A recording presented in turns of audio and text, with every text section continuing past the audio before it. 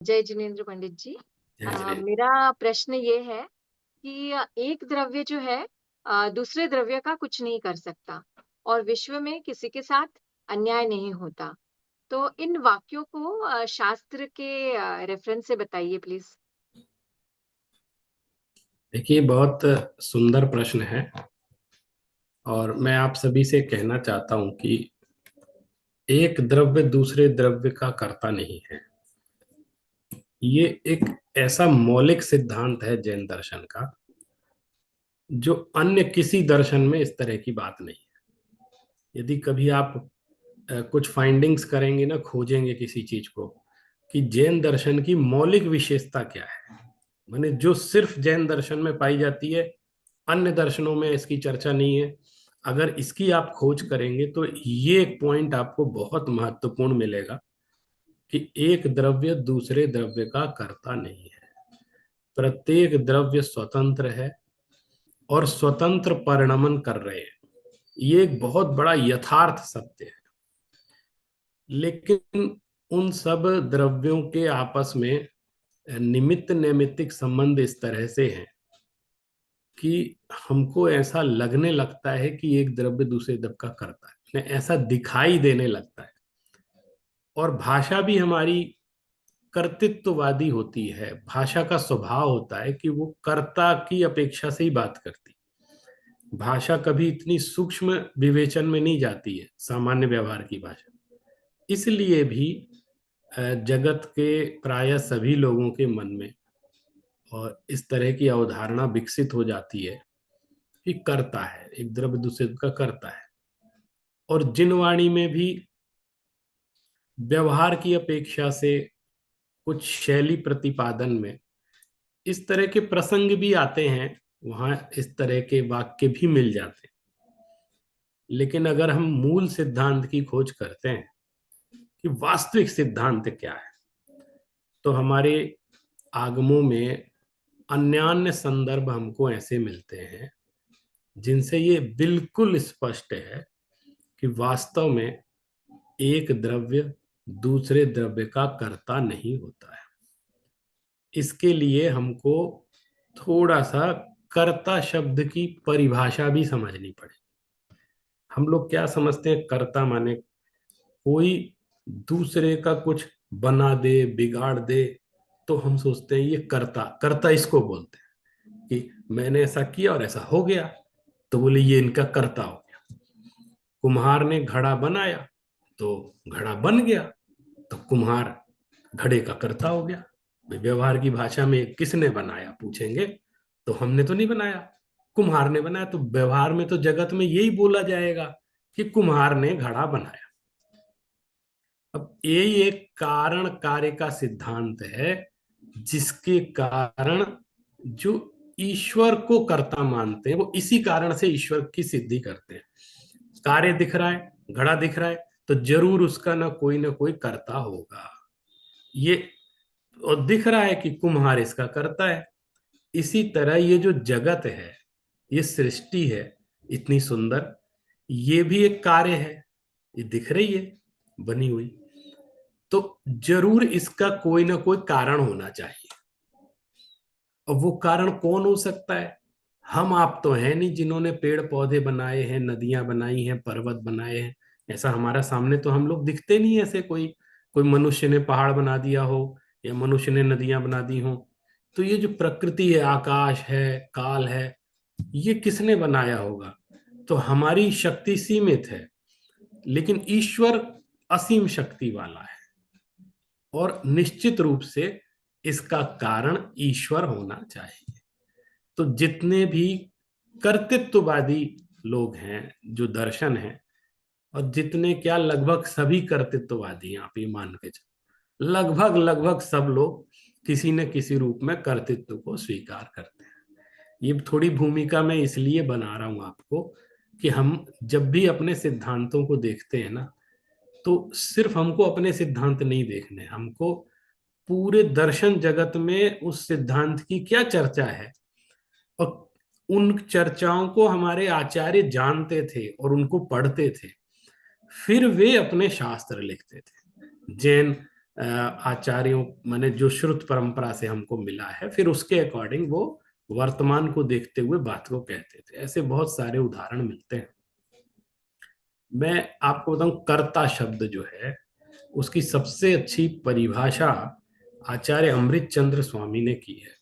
यह परिणमति सकर्ता। इस परिभाषा को समझ लेंगे तो कर्तावाद स्पष्ट हो जाएगा कि अकर्तृत्व किसको कहते हैं। कर्तृत्व करता है, द्रव्य स्वयं अपने परिणामों का करता है, क्योंकि वो उस रूप परिणमित होता है और पर रूप परिणमित नहीं होता है। मैं जो आपको बोल रहा हूं ना, मेरा परिणमन स्वयं में चल रहा है, और आप जो सुन रहे हैं ना, वो आपका परिणमन आपके स्वयं में चल रहा है।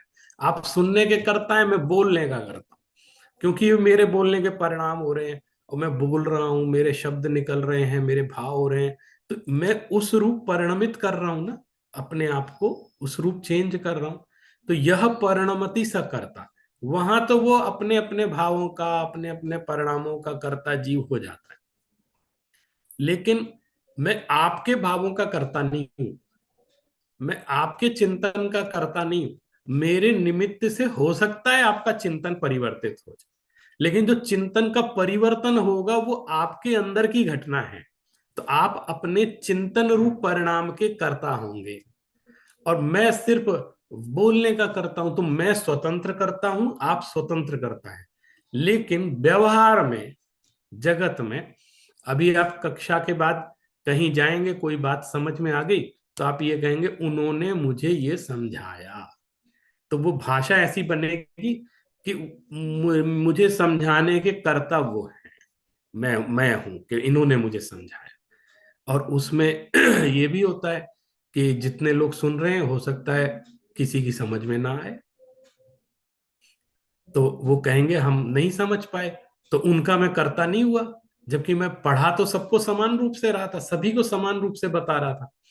तो अब इसी से स्पष्ट हो जाता, अगर मैं करता होता, करता माने मैं उसको समझाने का वास्तविक करता मैं होता, तो आपके समझने का कर्ता मैं होता, तो 100% लोगों को वो 100% बात समझ में आनी चाहिए थी। लेकिन वो समझ में नहीं आती, किसी को कम आती, किसी को ज्यादा आती, किसी को बिल्कुल नहीं आती। सब, हर जीव का अपना अपना क्षोभक्षम है, उसका अपना अपना परिणमन है। उस निमित्त से वो किस जीव के कितना क्षोभक्षम विकसित होता है, कितनी उसकी वर्ग, ये उसका खुद का पुरुषार्थ है, खुद का करता है। तो इस सारी दुविधा को मिटाने के लिए एक लक्षण आचार्य अमृतचंद स्वामी ने जो बताया है, वो हमें स्पष्ट कर लेना चाहिए। यह परिणमति सा करता। अब देखिए, प्रमाण की चर्चा है। मुझे लगता है ये वाली बातें सब आपको अच्छे से स्वाध्याय करते हैं तो प्राय लोगों को ये बातें तो पता ही होंगी। मैंने थोड़ा सा इसकी भूमिका बताई है, लेकिन अब देखो, आप प्रमाण की चर्चा देखते हैं। सबसे पहले हमारे सामने एक प्राचीन ग्रंथ आता है, कषाय पाहुड़। सबसे प्राचीन, प्राकृत में लिखा हुआ है, मूल आगम है भगवान महावीर की वाणी। अभी षट खंडागम और कसाय पाहुड़, अभी दिगंबर परंपरा में ये दो ही ग्रंथ ऐसे हैं जिन पे ये क्लेम किया जाता है कि भगवान महावीर की वाणी, क्योंकि द्वादशांग का अंश है, दृष्टिवाद का एक अंश के रूप में है। और बाकी के आगम लुप्त हो गए, बाकी के द्वादशांग लुप्त हो गए, माने 11 अंग लुप्त हो गए, 12वें का छोटा सा अंश बचा है। तो डायरेक्ट अगर प्राचीन प्रमाण हम देखते हैं, तो अभी भी हमारे पास जो शेष है उसमें भी ये चर्चा है। कषाय पाहुड़ में मैं आपको गाथा पढ़ के बताता हूं। तिन्नम सद्दणयाणम ण कारणस्य होदी। सद्दणयाणम माने शब्द नय की अपेक्षा से भी, तीन प्रकार के शब्द नय हैं, शब्द, समभिरूढ़ और एवं भूत। इन नयों की, शब्द नय की अपेक्षा से भी देखते हैं तो न कारण से होती, वो कोई भी कारण नहीं बनता है। सग सरुवादो उपन्न से अनेहिंतो उपद्दि विरोहादो, यानी वो कह रहे हैं कषाय रूप कार्य कारण का नहीं होता, अर्थात कार्य रूप भाव, जो भाव आया कषाय भाव, उसका स्वामी, उसके कारण जीव द्रव्य और कर्म द्रव्य कहे जाते हैं, सो भी बात नहीं। यानी कर्मों के उदय से कषाय का भाव हुआ, इसके लिए भी वो स्वीकार नहीं कर रहे हैं वहां पर, क्योंकि कोई भी कार्य अपने अपने स्वरूप से उत्पन्न होता है, पर रूप से उत्पन्न नहीं होता है, अपने अपने स्वरूप से उत्पन्न होता है। इसलिए उसकी अन्य से उत्पत्ति मानने में सर्वथा विरोध आता है कि दूसरे से उत्पन्न हो गया। यानी कर्म का उदय हुआ होगा उस भाव के लिए, लेकिन कर्म भी सिर्फ निमित्त बना है, वो उस भाव के परिणमन का करता नहीं। मैंने कर्म को भी उसमें डिनाई कर दिया हो, जबकि जो स्ट्रॉन्गेस्ट रीजन हम देखते हैं किसी के भावों का, तो वो कर्म ही माना जाता है। इस राग द्वेष आदि भाव जितने भी हैं, खासकर विकारी भाव जितने, वो सारे के सारे भाव वो कर्म को उसको कर्ता बनाते हैं। लेकिन वो कह रहे नहीं, कर्म तो सिर्फ निमित्त था, ये जीव अपने स्वभाव से ही उसका कर्ता हो गया है। मेरी आवाज आ रही है ना? हेलो? यस जी सर, आ रही है। हाँ हाँ। अब दूसरी बात, ऐसे अन्यान्य उदाहरण आपको मैं बता सकता हूं। जैसे प्रवचन सार में गाथा नंबर 184 में आप देखेंगे, कुब्बम स्वभाव मादा हवदि कित्ता सगस्य भावस्य पुग्गल दब्ब मयाणम नदु कत्ता सब भाव। माने अपने भाव को करता हुआ आत्मा वास्तव में अपने भाव का करता है, और पुद्गल द्रव्य में सर्वभावों का वो करता नहीं है। माने पुद्गल द्रव्यमय जितने भाव हैं वो उनसे रिलेशन नहीं उसका, वो सिर्फ अपने परिणमन का करता है। यानी कभी भी कर्ता कर्म समझना है ना, कर्ता कर्ता वाला, तो आपको आचार्य अमृत चंद्र की एक परिभाषा पहले समझ लेनी, यह परिणमति सा करता, उस रूप वो खुद ही में परिणमन कर रहा है, तो वो उसका तो करता है, लेकिन पर द्रव्य का करता नहीं है। और भी पंचास्तिकाय की भी एक गाथा है, 60 नंबर की गाथा है, जिसमें कहा भावो कम निमित्तो कम्मम पुण्य भव कारणम भवदी रदु तेसिम खलु कत्ता बिना भूदादु कत्ता।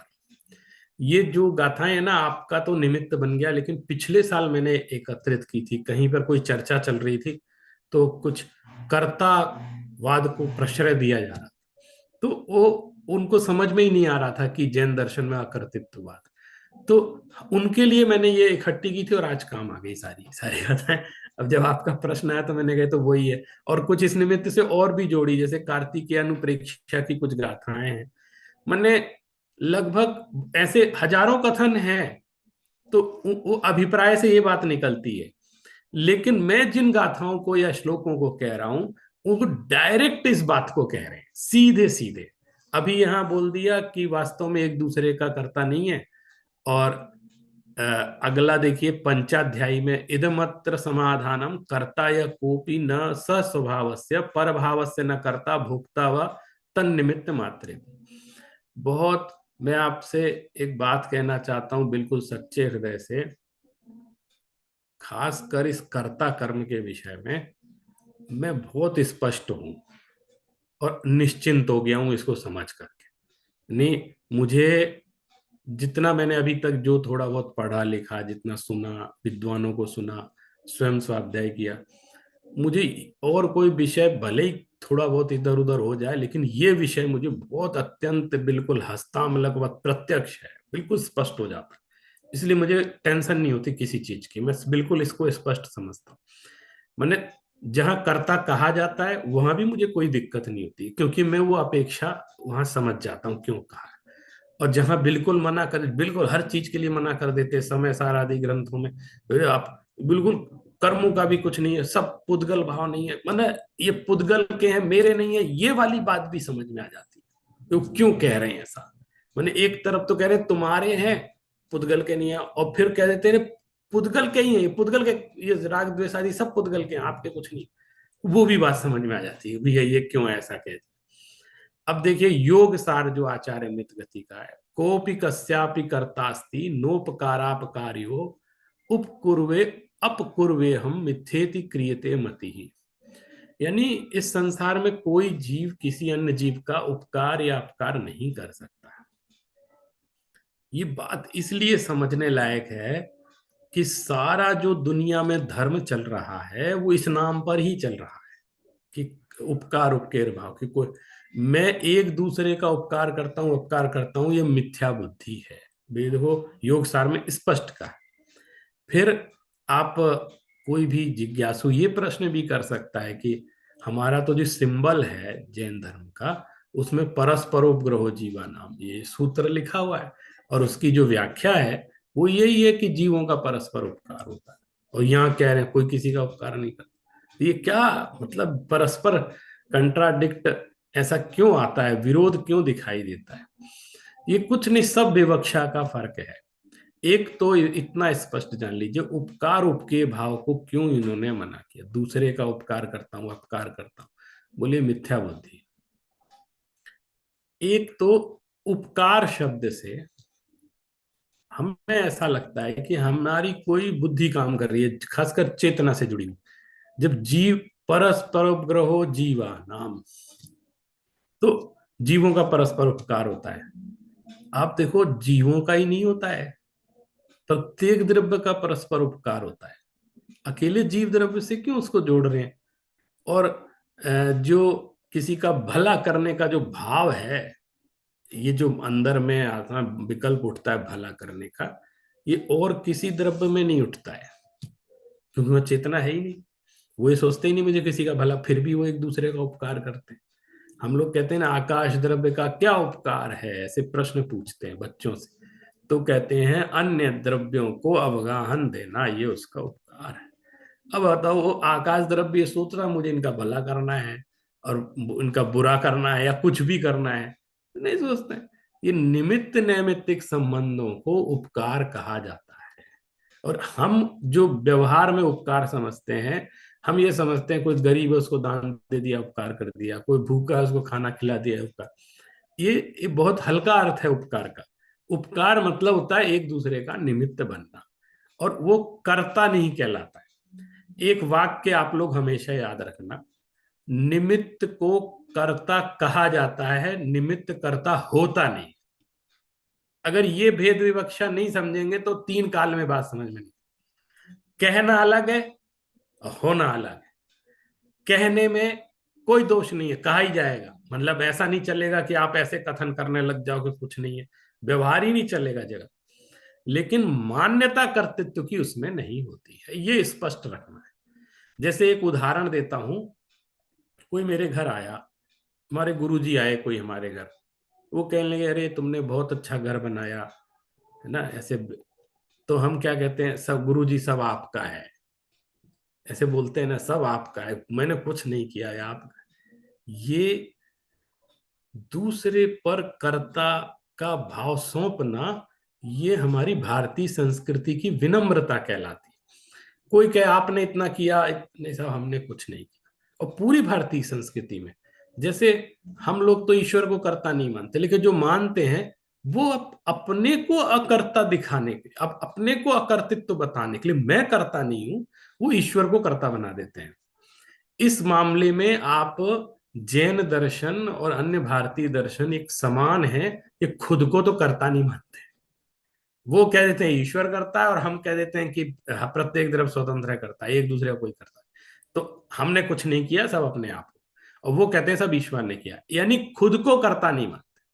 ये स्पष्ट है, तो वो भी नहीं मानते भले वो ईश्वर को। और मुझे कभी कभी लगता है कि जो भगवान या ईश्वर की इस तरह की अवधारणा है, वो एक बहुत बड़ा साइकोलॉजिकल डेवलपमेंट है। जैसे जिन्होंने भी बात सोची होगी, उन्होंने कहा कि ये है ना, अगर इसको ईश्वर का सहारा नहीं देंगे ना, तो जिंदगी भर खुद को कर्ता मानता रहे। और सबसे इजी गोइंग टास्क ये है कि आप ईश्वर पे सौंप दो, भगवान करता है। तो आम पब्लिक भी जरा सी भी स्पिरिचुअल होती है, वो कहती है भगवान करता है, तो कम से कम खुद के ऊपर से तो कर्तृत्व का बोझ उसका उतर जाता है। वो बात अलग है, वो बाद में डिसाइड करेंगे ईश्वर करता है कि नहीं करता, लेकिन पहले आप अपना डिसीजन ले लो, मैं करता हूं कि नहीं करता। इसी तरह राजवार्तिक में भी कई प्रसंग हैं, मैं सारे प्रसंग यानी बताता हूँ, कुछ कुछ जो बहुत इंपॉर्टेंट है। प्रवचन सार की 184 नंबर की गाथा शायद मैंने बता दी। अब 103 नंबर समय सार, जो जम ही गुणे दव्वे, जो अन्नम ही दूढ़ संकमदि दव्वे, सो अन्नम असंकंतो कहतम परिणामये दव्वम। जो वस्तु जिस द्रव्य में और गुण में वर्तती है वह अन्य द्रव्य में तथा गुण में संक्रमण को प्राप्त नहीं होती है।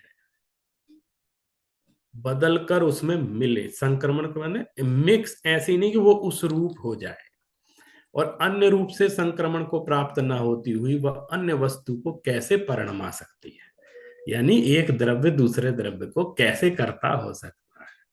इसके लिए आपको एक छोटा सा उदाहरण, जैसे आपने पंच धातु का प्रतिमाएं भी देखते हैं, पंच धातु से अंगूठी वगैरह भी बनाते हैं। अब पंच धातु में वो तांबा भी मिला देते हैं, पीतल भी मिला देते हैं, सोना भी मिला देते हैं, चांदी भी मिला देते हैं, सब मिला देते हैं। तो जोड़ जाड़ के एक अंगूठी आपकी बन गई कि पंच धातु की अंगूठी है। अब आप देखो, इतना सब मेलनम्पि न मिलनता, ये प्रवचन सार में गए, ये सब द्रव्य एक दूसरे से मिल गए, सोना चांदी सब मिक्स हो गया, और पीतल भी सब, ऐसा कुछ समझ में ही नहीं आ रहा है, ऐसा मिक्स है सारा मामला, कुछ भी डिफरेंस समझ में। लेकिन इन सब के बावजूद भी वो जहां जहां सोने का द्रव्य बरत रहा है, उसमें जहां जहां जहां वो सोना सोना ही है, और जहां जहां चांदी चांदी घुसी हुई है मिक्सिंग में, वो चांदी चांदी ही है। वो चांदी सोना नहीं हुई, सोना चांदी नहीं हुआ, चांदी अपने रूप परिणमन कर रही थी, सोना स्वयं अपने रूप परिणमन कर रहा था। व्यवहार में वो मिक्स करके एक अंगूठी बन गई, जिसको हम पंचधातु की अंगूठी बोलते हैं। सब सारे द्रव्य मिला दी। तो ये मिक्सिंग के कारण लोगों को ऐसा भ्रम हो जाता है, क्योंकि मिक्सिंग ही स्वभाव है, संसार में सब मिक्सिंग है।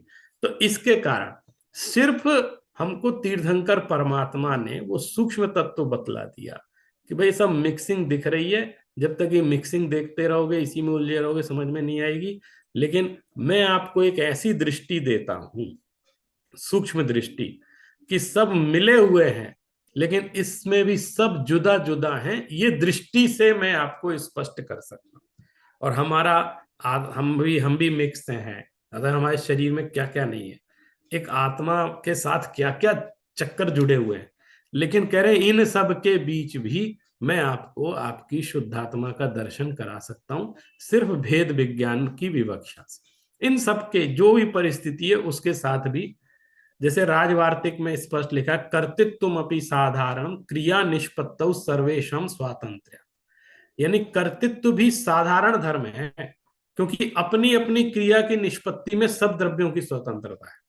माने साधारण द्रव्य समझ, कोई बहुत विशेष नहीं, साधारण गुण है जो हर द्रव्य में होता है, वो अपना अपना परिणमन तो करता ही है, अर्थ क्रियाकारित्व तो हर द्रव्य में स्वभाव से विद्यमान है, और वो अपना अपना परिणमन द्रव्य स्वरूप से कर ही रहा है, इसलिए हर द्रव्य अपने अपने परिणामों का करता है ही है, इसमें कोई दो राय नहीं। बस समस्या ये है जब वो एक द्रव्य दूसरे द्रव्य को करता, माने कहने लग जाते हैं कि ये, या मानने लग जाते हैं, कहते तो हैं ही लेकिन मानने भी लग जाते हैं। अब देखिए आप, कुछ गाथाएं हमारे कार्तिकेयानुप्रेक्षा की भी है, सब जगह एक बात स्पष्ट है, ऋणीय परिणामाणम ऋणीय दव्वम भी कारणम होदी, अन्नम बाहिर दव्वम निमित्त मित्तम ब्याड़े। हाँ, जो मैंने आपसे बात कही बिल्कुल वही बात, सब द्रव्य अपने अपने परिणमन के उपादान कारण हैं, अन्य बाह्य द्रव्य हैं वे अन्य के निमित्त मात्र जानो, मतलब इसलिए प्रत्येक द्रव्य स्वतंत्र।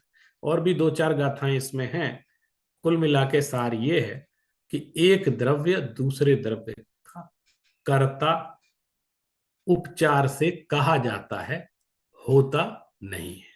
जैसे मैंने कहा, मेरे गुरुजी घर में आए तो मैंने कहा सब आपका ही किया हुआ है। वो पहली बार तो आए, उन्होंने न मिस्त्री देखे, न बिल्डिंग बनाते देखे, न 2 रुपए भी नहीं दिए बनाने के लिए, न खड़े होके बनाया, लेकिन फिर भी हम कहते हैं सब आपने किया है, हमने नहीं किया है, माँ बाप ने किया है, सब गुरुजी ने किया। ये ही एक विनम्रता की भाषा होती है। लेकिन अंदर में वो भी जानते हैं कि ये इन्होंने इसका बनाया, मैंने नहीं बनाया, और मैं भी जानता हूं कि इन्होंने नहीं बनाया, मैं बनाया। तो ये मान्यता तो भिन्न भिन्न है, लेकिन व्यवहार में ऐसा कहने में आता है, इसलिए उसको मान्यता के रूप में अगर परिवर्तित करेंगे तो मिथ्यात्व हो जाएगा, और व्यवहार ही समझेंगे तो कोई दिक्कत नहीं है, स्पष्ट है, दोनों भेद विज्ञान स्पष्ट हो जाते। ठीक है।